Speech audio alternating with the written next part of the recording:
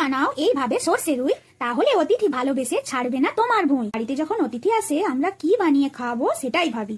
দুপুরবেলা ভাতের থালাতে মাছের কি নতুন রেসিপি রাখবো, সেই একঘেয়ে ঝোল ঝাল পোস্ত কতই যে বানায়। তাই আমি একটু অন্যভাবে রান্নাটা ট্রাই করলাম। তার জন্যই আগে মাছটাকে নুন হলুদ মাখিয়ে ভালো করে ভেজে রাখলাম। খুব হালকা করে ভাজতে হবে, বেশি ভাজলে শক্ত হয়ে যাবে। তারপর এখানে কিছুটা নারকেল নিয়ে সেটাকে কুড়ে তার দুধ বের করে রাখলাম।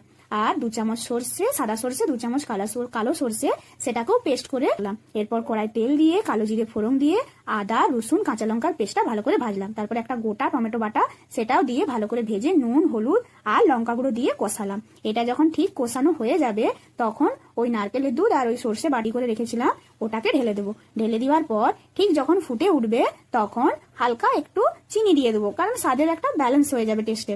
তারপর ভেজে রাখা মাছ আর কিছু টমেটো কুচি আর কাঁচা লঙ্কা কুচি দিয়ে ঢেকে রেখে দেবো। 10-15 মিনিট কম আঁচে রেখে দিলেই ঠিক এরকম হয়ে যাবে।